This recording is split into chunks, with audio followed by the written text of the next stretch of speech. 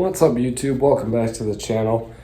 Today I'm just going to go over how to set up your snowboard for the snowboard season. I think I'm just going to cover just an even stance, so where my feet are just even on both sides and it's the same angle, but it's not that different if you were to set up your board any other way, so we'll get right to it.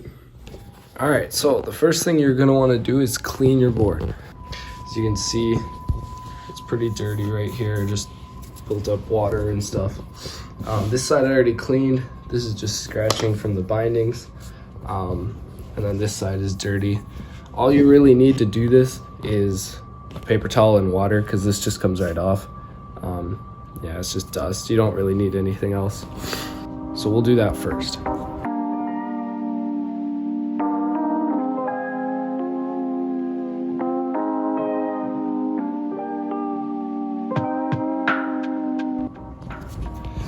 Alright, so I guess that side was a little worse than the front. So you can see this is all scratching. Some of this could probably come off with a deeper clean, but it's fine. Yeah, all you need is paper towel and water. It's not enough water where it's gonna hurt your board or warp your board, so you'll be fine. Alright, on to bindings. So I have the Burton ripcord. So what that means is this board has channel bindings.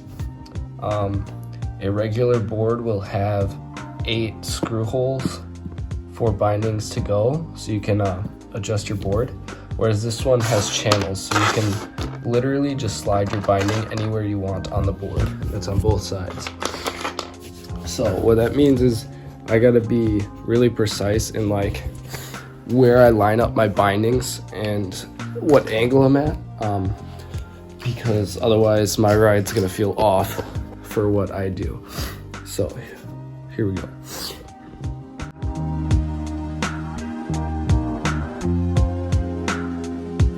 Alright guys, so we'll start with the front of the board. All you're gonna need is a screwdriver. I have a snowboard tool. It just comes with 2 different Phillips head screwdrivers. So we'll take the binding, and if you lift up the flap underneath or on the pad, you'll see the attachment piece. So your 2 screws will go through here, and this piece has an adapter so that you can ride a normal snowboard with these bindings. And so this is the piece that will clamp onto the board, and it will hold your binding down, and then you turn your binding on this piece to get the correct angle. So first I'm going to find out what my correct angle was, which, if I'm not mistaken, I believe was 18. So these bindings are kind of annoying, but you can see the gap there, and this just slides right in. Let's see, there's a little arrow here. It's probably insanely hard for you guys to see, but you just line up your angle number with that arrow. So 18. And then when you come to put this on the board, it will be all lined up and ready to go at the correct boot angle. I might actually need to lessen that, but as you can see, that'll sit right on the board like this. So it'll sit right like that. That might be too much angle, but you get the point. Now we'll do the back.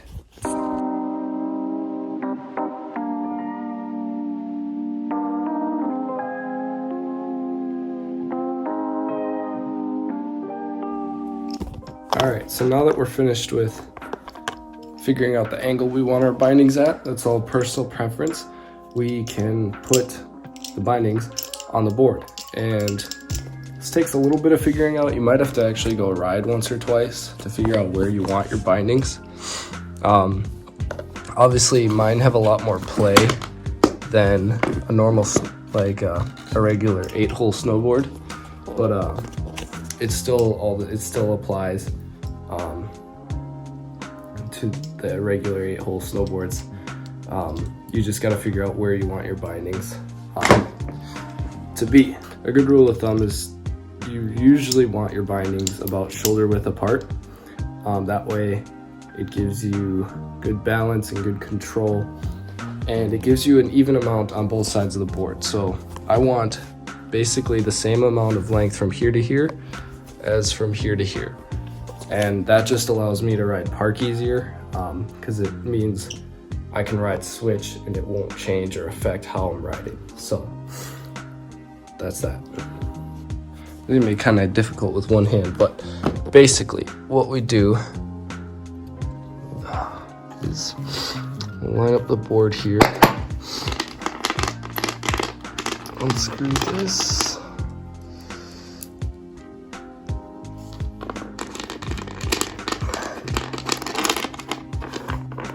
there's that, and then here are the little sliders, and we basically just put the binding on those sliders in the middle hole, and that middle hole is the one used for the ripcord. It's type snowboard. And I am failing miserably because this is difficult with one hand.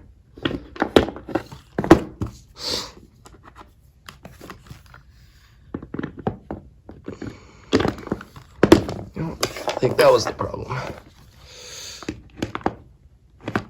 There we go. Okay, so you can see those are in there. Then what we'll do is throw these screws in here.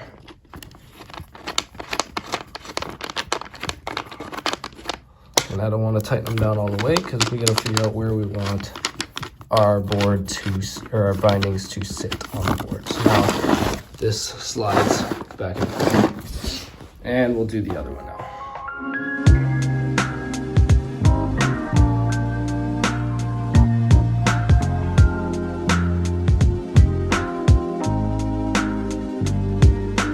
All right, so now that the bindings are on, we can go ahead, slide this back, and pop it back in. And now these slide. We can do the same for the other side.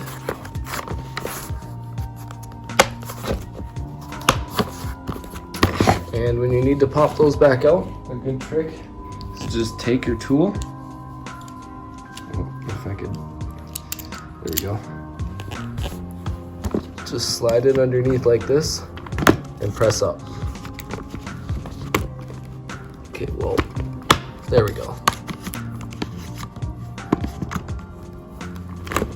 Well, you get the idea. It does work, but okay.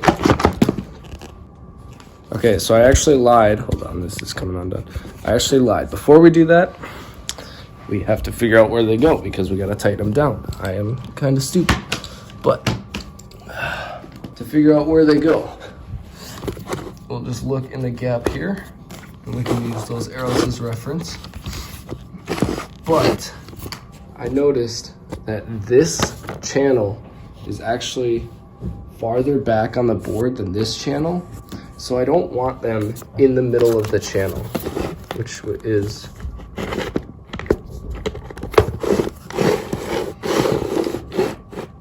there, I think. I don't want them centered.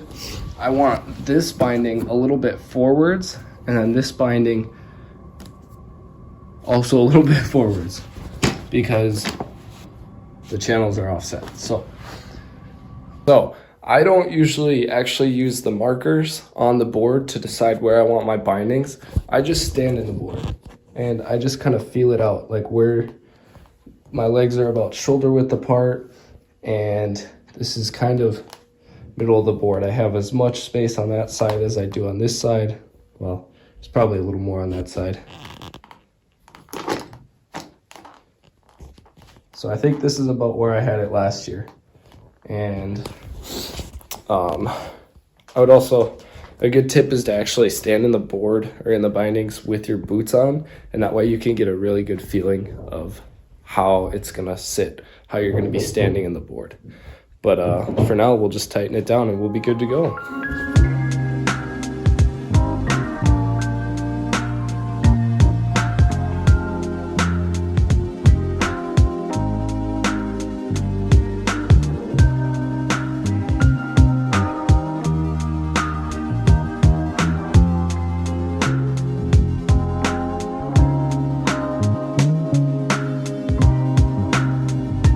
bindings are on. They are mostly tightened down. I did change the angle to 9 instead of 18. 18 was just a little much, so my foot was kind of like that.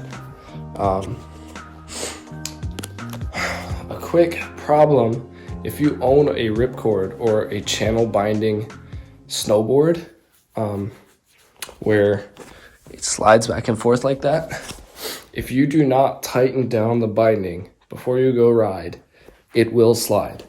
I have had days where this front binding will just slide out to the front and my riding will get completely thrown off and I'll have to stop and go fix it, and it's annoying. So I do recommend taking a tool with you to the hill or mountain. But yeah, that's really the only problem with them. So now I'm gonna hop in my boots and just make sure everything feels nice and snug and feels like where I want it, and then we'll completely tighten it down.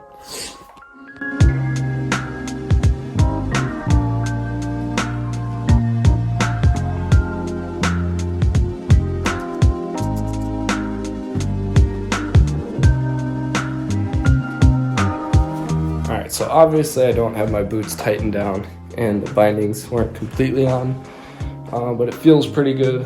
I think I'm gonna loosen up the front, or I'm gonna move the front side back a little bit. But other than that, it felt really good. And so I hope this video helped you guys if you're looking to get out on the slopes or you bought a new snowboard. Everything is the same on a normal snowboard, on the 8-hole snowboard over the channel snowboard, like the ripcord. So it should transfer over easily. At some point I will get a normal snowboard and do it on there. But for now, I hope you enjoyed the video. Thanks for watching, and we'll see you in the next one. Peace out.